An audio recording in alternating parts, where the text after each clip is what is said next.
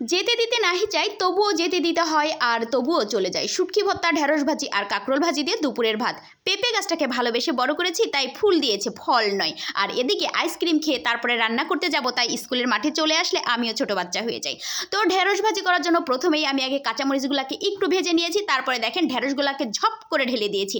আর কিচ্ছু দিব না, ভাজি করতে আমি অত কিচ্ছু দেই না। পেঁয়াজের যে দাম বেড়ে যাবে 2 দিন পর, ওই যে পেঁয়াজের দাম বাড়ছিল না 200 টাকা কেজি, তারপরে থেকে আমি পেঁয়াজ ছাড়াই তরকারি রান্না করা শিখে গেছি। দেখি পেঁয়াজ ছাড়াই মজা লাগে, এত কষ্ট করে পেঁয়াজ কেটে কান্নাকাটি করার কি দরকার রে বাবা, যা। এই তো ভাজি বসিয়ে দিয়েছি, লবণ দিয়েছি। আজকে ভাবছি হলুদ দিব না, হলুদ ছাড়াই করব। হলুদ না দিলেও ভালোই হয় কিন্তু ভাজি, একটু শাক ভাজি কালার কি সুন্দর হবে।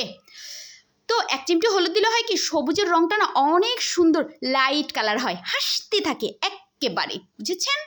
তারপরে ঢেঁড়স ভাজি ভাজতে কিন্তু বেশি সময় লাগে না, 5 থেকে 6 মিনিটের মধ্যে ঢেঁড়স ভাজি হয়ে যাবে। কি বাবা লাফাচ্ছিস কেন, পোড়া পোড়া খাবি? সেদিন করলা ভাজি পুড়েছিল বলে। ও কি মজা, তাই না বাবা? একেবারে। এই তো ঢেঁড়স ভাজি হয়ে গেছে, আর কিছুক্ষণ পরে ঢেঁড়স ভাজি নামিয়ে ফেলবো। দেখেছেন কেমন হয়েছে?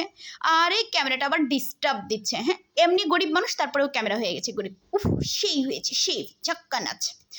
তারপরে এই যে বলেছিলাম না, যেতে দিতে নাহি চাই তবুও যেতে দিতে হয়, এই সেই পাখিটা প্রথম দিন আসলো, অসুস্থ ছিল, তাকে অনেক যত্ন করলো আমার মেয়ে খাওয়ায় দাওয়ায় 3 দিন রাখলো। 3 দিন রাখার পরে আমরা বারবারই পাখিটাকে বারান্দায় দিচ্ছিলাম, আর প্রত্যেক দিনে পাখিটার মা, ভাই, বোন সবাই আসছিল ফ্যামিলি সহকারে।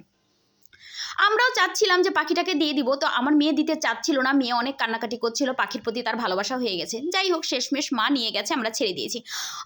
নাকে কি ঘ্রাণ শুটকি ভাজার, ওয়াও, নাকটা আমার ভরে গেল শুটকির গন্ধে। আই লাভ দিস শুটকি, তাও আবার চ্যাপা শুটকি।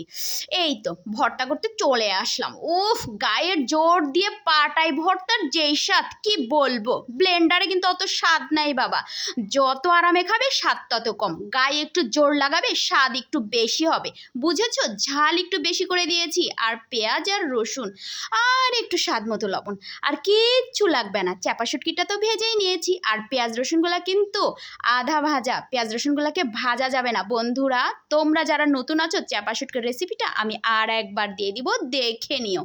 আজকে আমি খাবো তো অত কিছু বলতে পারবো না, আমার জিভে দিয়ে শুধু লোল পড়ছে, লোল পড়ছে, লোল পড়ছে। আমার মেয়েরও আবার লোল পড়ে, দেখেন না, যেই না একটু পাটা মোছা ভাত খাবো, আর আমার মেয়ে একেবারে দৌড় মেরে চলে আসবে। উফ, সেই হয়েছে, সেই লেভেল।